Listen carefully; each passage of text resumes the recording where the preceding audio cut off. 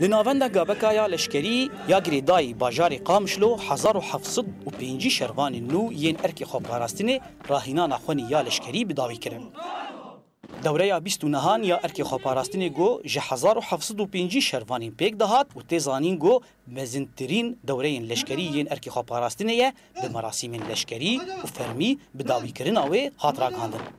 دوره 29 یا ارکی خوپاراستینه ام تخرجنن پروردار شروع 5 روزات بینن ام بجندم هاد بینن پروردار سیاسی بینن عسکری بینن و پشتی و دفرزن دچن هناك جوات يعني دكافن جهان دا وهناك جد كافن دا خوازوات كافن جبهات دا جبو أريكاربن بهواله ما يد جبهات دا دمراسيمان دا برپرسين دستا باراستيني يا كانتونا جزيري آخفين ودا خافتنا خود لسر گرينگيا باراستيني لدجي داعشي تكسكرن هروها برپرسين اركي خو باراستيني دا آخافتني خود دمراسيمان دا گوتنگو باراستين اركي لسر ملي همو بكاتين باكوري سوريايا دوره 29 تایبەتمەندیەک وێ هەبوو گۆ ji hemû pêkhatiyan pêk dihat Kurd û Ereb û Xristiyan bûn.